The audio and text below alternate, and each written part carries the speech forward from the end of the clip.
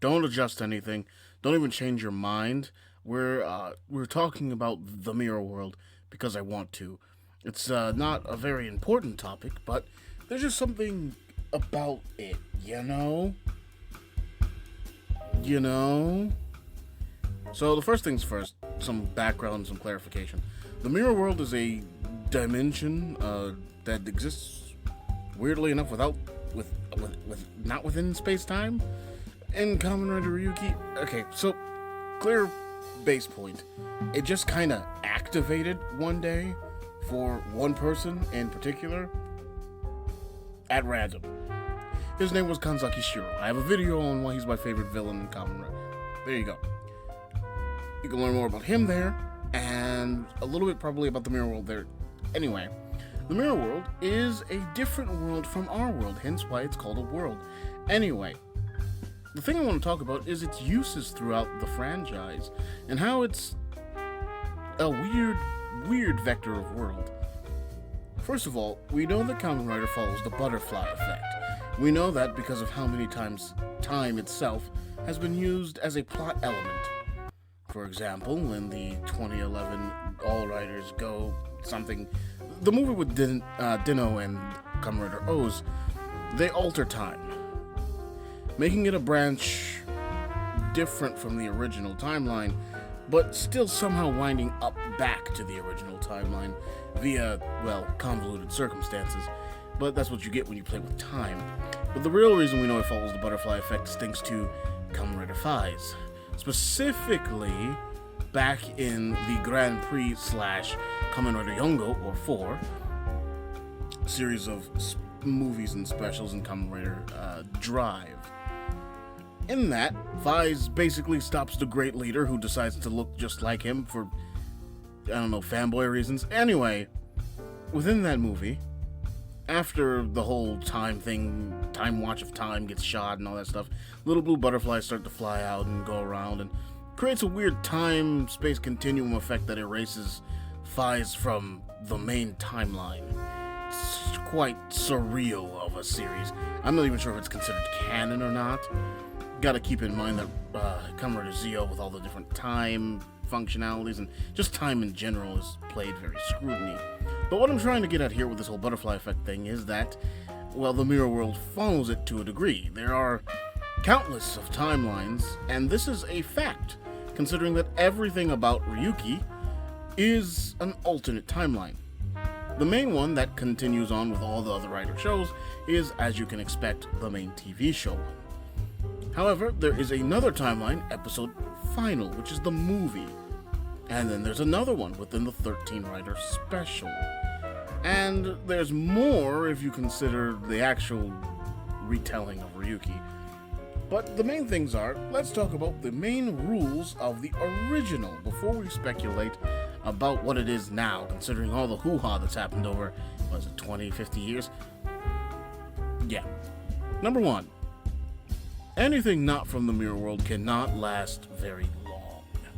So, for example, if I fell into the mirror world, not being from the mirror world, I would probably die in about 10 minutes, maybe 20 minutes. The time framing isn't really concrete. What is concrete, however, is the precise thing that happens. You disintegrate and you become one with the mirror realm, or whatnot. The only caveat to not doing that is to get eaten by a monster, which is rule number 2. The mirror monsters are not necessary, but consequence. The original purpose of the mirror world really didn't exist. It was just a world that lived hegemonious. It wasn't until it met Kanzaki Shiro where it got a purpose, and that was to gain enough energy via conflict, aka through the 13 Rider battle, or via just killing mirror monsters, that you would be able to gain a wish to alter reality, specifically, most likely the one where you're from. Which is a very strong effect, and I'm going off of that because it's not really explained or shown exactly how that worked. Because because the Mirror World existed before Shiro found it, it's clear he's not the ruler. It's really clear he's not the ruler, considering that if he was, he probably would have just fixed his sister, which was the whole reason he was there in the first place. But I digress. The main thing is that the monsters are a consequence of Shiro and Yui, not so much the Mirror World itself. But this consequence becomes an ever-looping nightmare when you remember that this is technically, if you go by infringing on a mirror's rights, you know how you put a mirror in front of a mirror and you see an everlasting loop? If you go by that and also add in the butterfly effect, then that means the mirror monsters existing kind of is everlasting now, considering that they can sustain themselves in the mirror world as long as possible, seeing how they're from there. I'm not going to go into the core mirror, which kind of stills the drawings that Yui and Kanzaki did to make the mirror monsters, because that's a whole nother topic in and out of itself. But you can consider that most likely the god of the mirror world, much like the weird twisted pillar thing from Kamen Rider Blade is the god of the undead. The only parallel and difference about that, however, is, well, it doesn't do anything. Also, well, besides make the mirror monsters, and I think it's also mentioned in that it only showed up in the 13 Rider special, so it's not like it has any continuity to the first two timelines, the movie and the show. So, because it only showed up in the 13 Rider special, it, and, you know, ate a colored pencil drawing to turn it into a monster. It really isn't a big focal point, but it does exist. And because it exists in that timeline via butterfly effect and just major effects anyway, it exists in multiple timelines.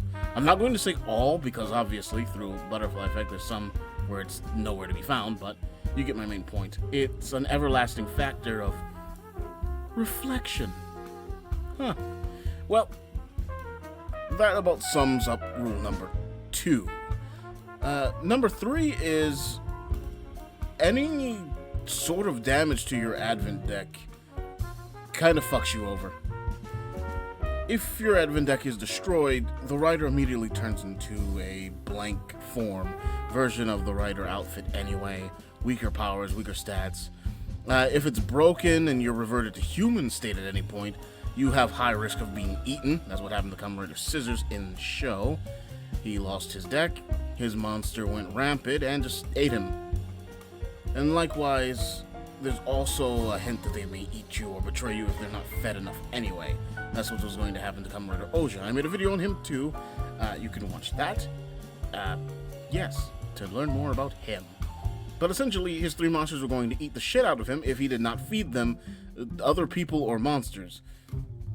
Yeah, keep in mind that the mirror monsters are still animals, which brings us to round number 2 of the mirror world existing. The first reimagining comes from Decade. Now in Decade, every single thing that's being tributed to or paid homage to is being retold. This is very important, meaning that the mirror world from the show and all the other continuities in Ryuki, those continuities were all pretty similar.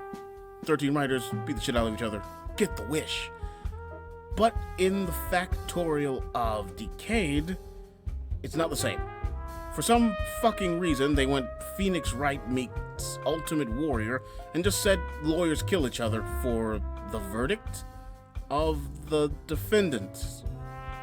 Makes abso-fucking-lutely no sense, and also has a few pitfalls. That would mean that Kanzaki Shiro in this case, 1, is not trying to save his sister, 2, is a high-ranking judicial figure in Japan, 3, is never questioned about having a god realm in which he can have lawyers fight each other. You see how the pitfalls roll over? The main thing to take from this is Kamen Rider Abyss. Kamen Rider Abyss is not one of the original writers from Ryuki, but is a brand new writer for the Ryuki entourage, introduced in Decade to act as a villain for that series, which makes sense. The monsters were enemies, but they were more subject to circumstance. They weren't really, I'm a monster and I'm going to take over the world like, you know, every other monster. They were more akin to just fucking animals. But Abyss makes sense because, writers fighting writers. Anyway, here's the main focal point to take away from this because it'll go into something that comes up later. The main thing, though, is that the Mirror World is completely different. Something to also take note of is that Odin is just fucking there. After the first season, Odin is unfortunately power crept beyond shit. I know he was very strong and he has all kinds of things, but they never look into that.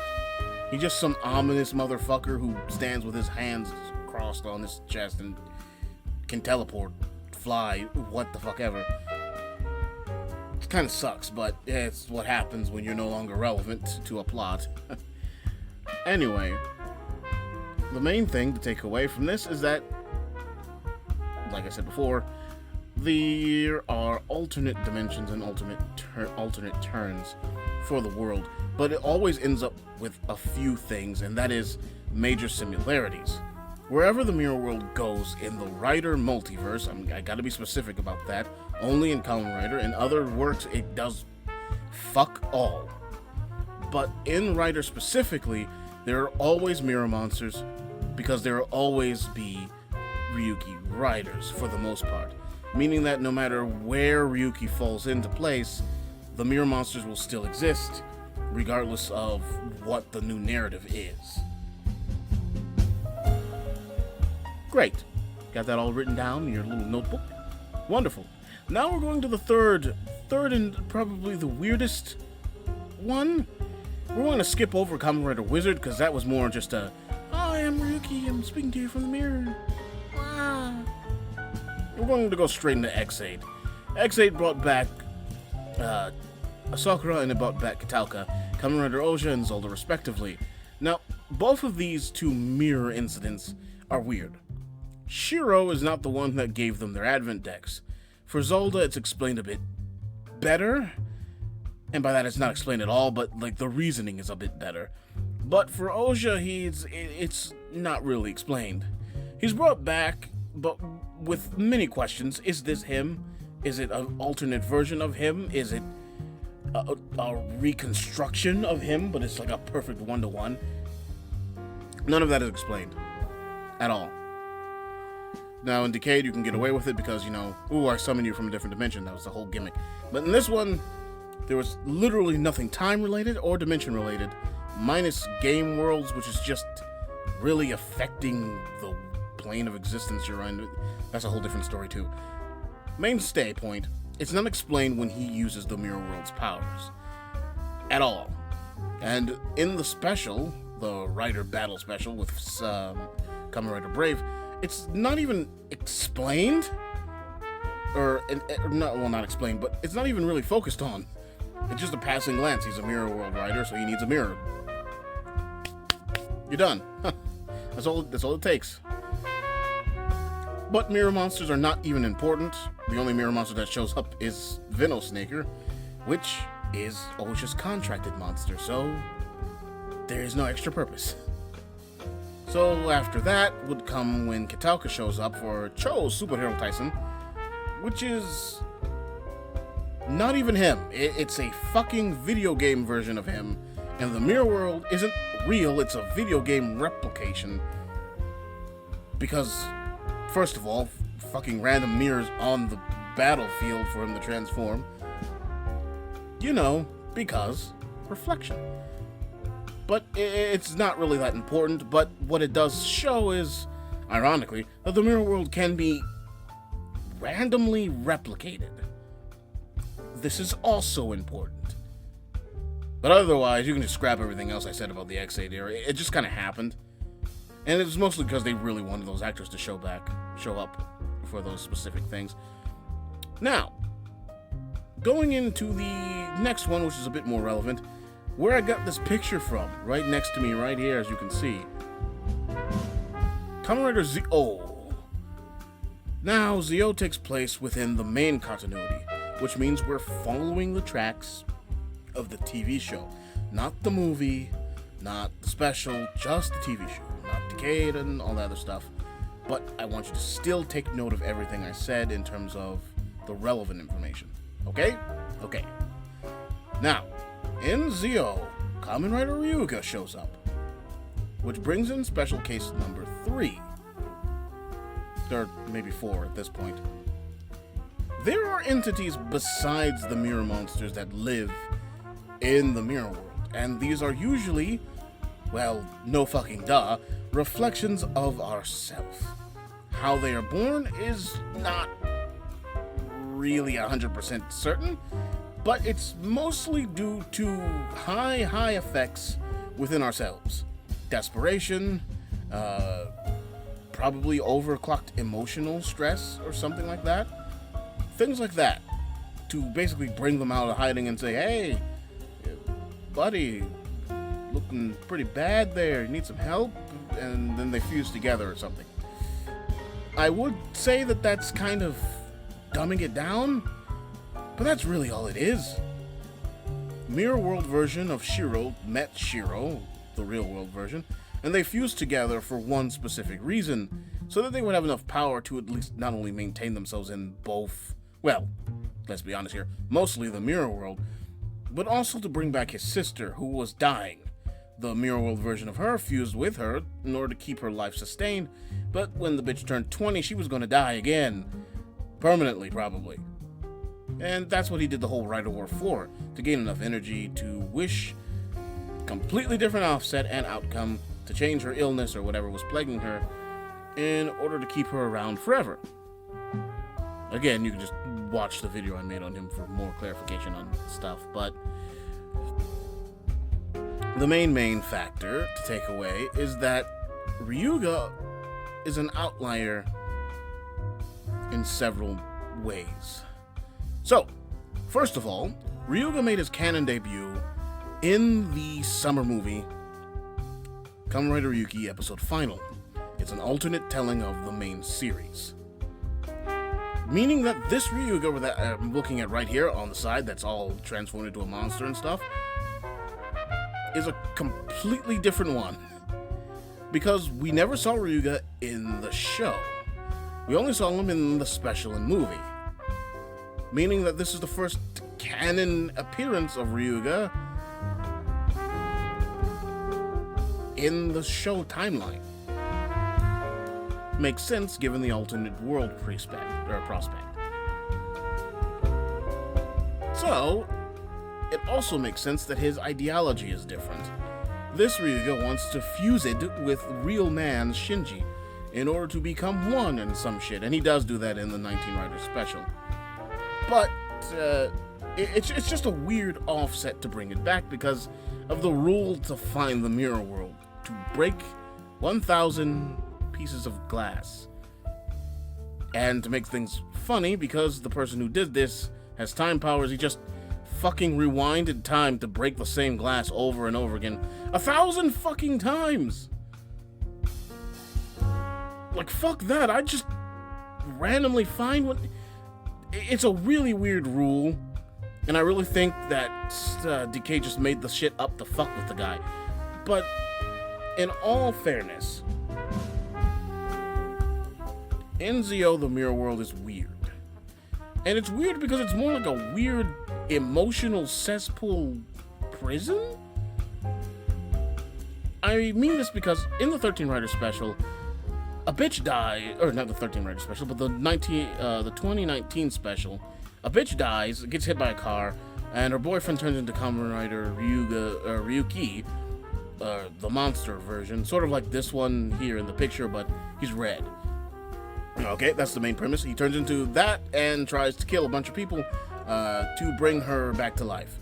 Basically, a more twisted, inverse version of the main antagonist's plan from the TV show. Okay? We good? Wonderful. Now the next thing. I think everything is kind of weirdly offset. Zi-O is about the time-space continuum dying, basically. Halfway through there's a whole bunch of anomalies and shit going on. But the main thing to expect is that the mirror world is inside of itself a whole different space-time continuum, which explains a few of the weird rejects spit out. Now, Kamen Rider Odin has no transformation pose until the 2019 special. And what he is, in terms of a person, is, well, the exact same thing he was when the show kind of like talked about him. He was a homeless guy. But the weird difference is he's also Shiro. And this is where I'm just kind of like confused, but I kind of get it at the same time. So, we're going off of it in a different prospect. It's what the fuckery. So, first of all, Shiro pretty much fails in the movie to save his sister, and he kills himself.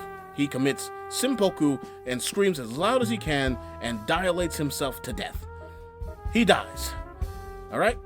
Case in point, closed. He's dead. This Shiro failed. He is pissed. He failed, he pissed, he failed, and he killed himself. Alright? Now we go back to the TV show one. He gave up. He screamed, he yelled, he let out all of his anger and frustration, and just gave the fuck up and reset the entire timeline at that point to where the war never happened and certain things played out differently. Okay?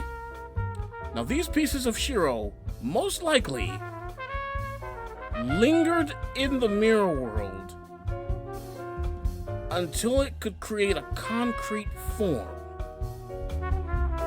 and then most likely worked together with the time... What were they called? I forgot what... Time Jackers, that's what they were called. Most likely worked with the Time Jackers, or just found the random Ryugi where I'd watch and gave it to the guy. He essentially wanted to start the writer battle back, but in a much more fucked up way, because it was an inverse. The goddamn girl is doing the actual writer war to try to close the mirror world. Okay? Okay. Shiro is out here giving a man a gun to kill people. We're gonna make the man, and we're gonna make the monster form the gun. And he's just killing people. He's literally just killing people. And using the energy of their dead corpses to bring back the girl, but is actually just fueling the power of Odin. Okay? There we go. Odin is nerfed, but still somewhat strong in this. The only reason that he's super nerfed is, one, standard Zeo shenanigans. They use time powers and shit gets deleted from time. But also because it's not necessarily, him. It's remnants of him. So, it's a little bit more acting out of desperation. It was like really close and to doing nothing, honestly, because he doesn't have anywhere near the amount of power he used to have. And really everything is just out of the big temper tantrum. He's basically being a big baby. Because remember, the real Shiro is, for all intents and purposes, dead probably by now. One, he pretty much gave up on his original goal to spend the last moments with his sister in the altered version of reality at the end of the series. So there really isn't a need for him to come back and use the mirror world at all. So these are just remnants from those two timelines that just aren't satisfied. Now, you're probably wondering, well, that's all fine and great, more introspection, but what about Abyss? You told us to keep him in mind too. Well, that's, again, because of the time-space distortion.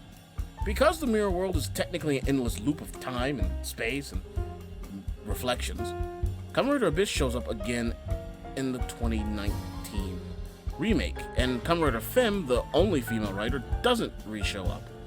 Now, for case in point, the actual reason she doesn't show up is because of behind-the-scenes stuff within the,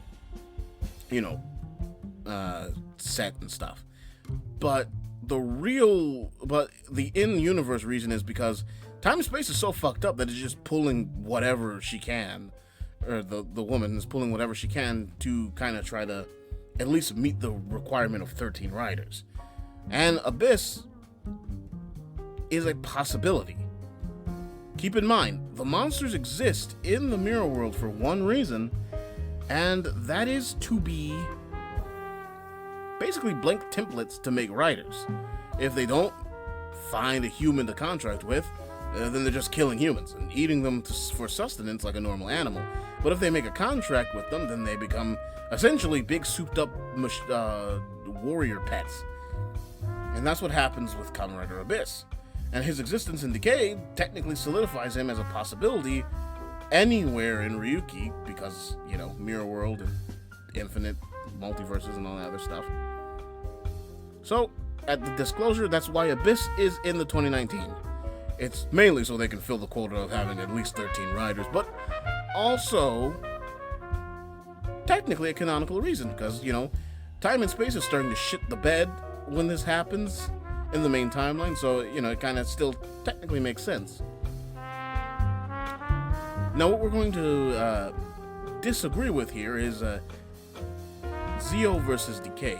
We're going to ignore the Mirror World's usage in this, because it's not really a good usage. It's more being used as a doorway for Omazeo and the whole Sogo thing, but there is one important detail I want to make up. This is the remnants of Omazeo, and it's just occurring to me when you really think about it, because it's the remnants of Omazeo looking for a Sogo to basically body jack. Does that mean he did the exact same thing that the remnants of Shiro did? A small piece of Omazeo, the really strong, dictatorial, visceral, monstrous side, that didn't warm up to his younger self changing the timeline. Did he just save a small fragment of himself by hiding in the Mirror World? And if so, this brings even more relevance to the whole Shiro thing. And even more so, technically a bit of relevance to Kamen Rider Ryuga existing in the main timeline. Because by that situation, that means remnants of the dead Ryuga from the movie and the deleted Ryuga from the special made their way into Zeo. And if I'm remembering correctly, I think they did reference the movie in Zeo too. So, perhaps. But anyway, that brings us to the main focus at, 27 minutes. The Outsiders. They apparently say that the Mirror World was sleeping or frozen. Which, if those remnants of Kanzaki were destroyed, makes sense. But then that brings up a few questions. First of all, rest in peace, my nigga Odin. Kind of the weakest version of Odin, too, not gonna lie. Like, no exploding feathers, barely teleported, barely bitch slapped anyone. Very weak. But either way, he says that he is the Lord of the Mirror World, which is one, kind of true, because I don't think anyone was really commanding it until Shiro came in, and two, kind of a lie, because Odin was never a ruler. He was more or less a puppet. The real ruler was just a human with a brown trench coat. Anyway, it's just a little weird how they say it was frozen or sleeping. So that means that after the whole Omazeo debacle pretty much ended, I think the Mirror World also ended. Because, at that point, everything was pretty much steadfast and frozen and ended. It wasn't until the Outsiders that everything kind of changed and ended up differently. Which still technically makes sense. If Shinji did delete the entire Rider universe and say, okay, we're going to go back to zero, all 20 universes, let's go, then that means that Ryuki played out exactly like it should have in the main TV show timeline. So, the universe was reset. This explains why Oja doesn't remember jack shit. It also is kind of different.